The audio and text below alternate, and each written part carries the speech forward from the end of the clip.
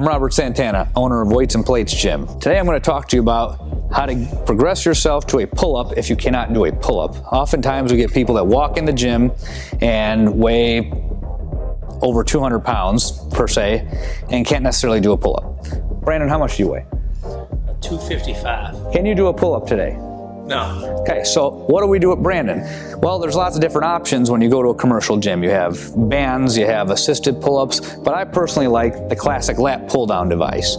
And the way we're going to use this is we're going to progress this incrementally over time so that Brandon can get to his body weight on this machine and do a pull-up. Now, some of you might not know what a pull-up is. I hope you do, but if you don't, it is where you grab a bar overhand.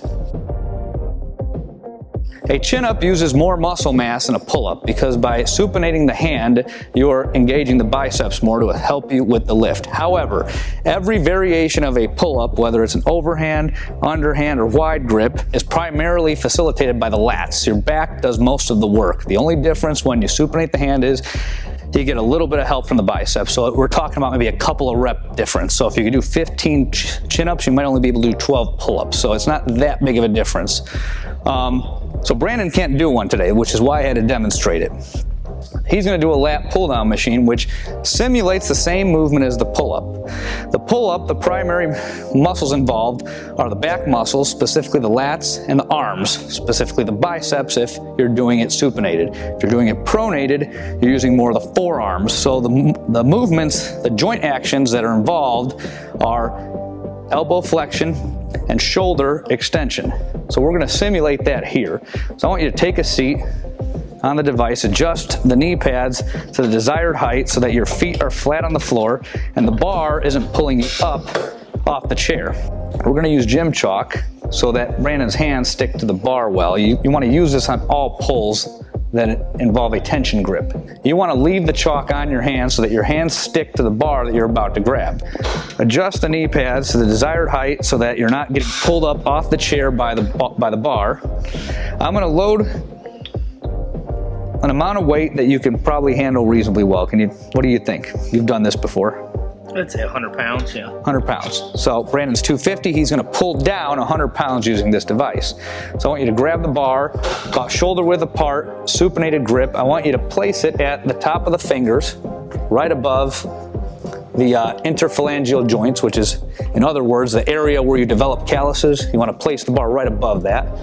Now I want you to sit down, extend your arms straight overhead, all the way up. Now, the first thing you want to do, the common error people are going to make is they're going to try and roll their shoulders forward and pull with their arms. I want you to pull your shoulders down this way. Not yet, that's your elbow. Keep your elbow straight, pull your shoulders down, then pull your elbows back and touch your chest with it. Now I want you to do 10 of those. So we do sets of 10 on these because there's not as much muscle mass involved as, say, a squat or a deadlift. So typically when you're using less muscle mass and less joint movements, higher reps tend to work better, at least early on. Later on, he's going to go a little heavier, and we'll talk about that next. Good. Now, today you did 100 pounds. Let's assume that's heavy. Next time, we're going to add weight to that. So we're going to slap a 5 right on these pegs. Now, a lot of gyms don't have these nice pegs to slide the weight onto. So what you have to do if you're at a commercial gym is you take the pin out, you slide the pin through the weight, and you hang it here. So next time he does 105. And he'll do these 3 times a week. So the workout after that, he'll do 110, then 115, then 120. Eventually, he's gonna get to 250, but he may not do 10 reps at that point. He may do 3 reps, but by then he'll be able to pull himself up on a bar. And from there, the goal is to produce 5 to 10 chin-ups, and by then he should be able to do 3 to 5 pull-ups, and then over time that goes up as well. So that is the lat pull-down machine, and if you can't do a chin-up, you want to do this 3 times a week, add a little bit of weight each time, and in a few months you'll be doing a chin-up.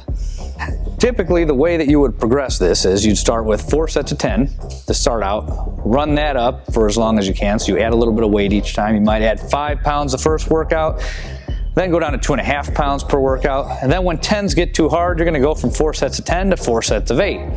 And from 4 sets of 8, you're eventually going to go to 5 sets of 5.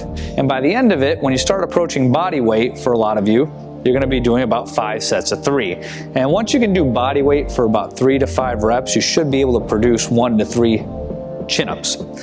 So then from there, you would do a combination of lat pull downs and chin-ups until your chin-up reps exceed your lat pull down reps, or at least match them. So once you can do 5 to 10 chin-ups, you probably don't need to spend much time on this anymore. And you should be able to just train those from there, add weight to them, change the grip up, go from chin-ups to pull-ups, or do wide grip pull-ups. But the goal in the beginning is to produce 5 to 10 chin-ups, meaning with a supinated underhand grip. And you would do these 3 days a week because they tend to respond better to higher frequency.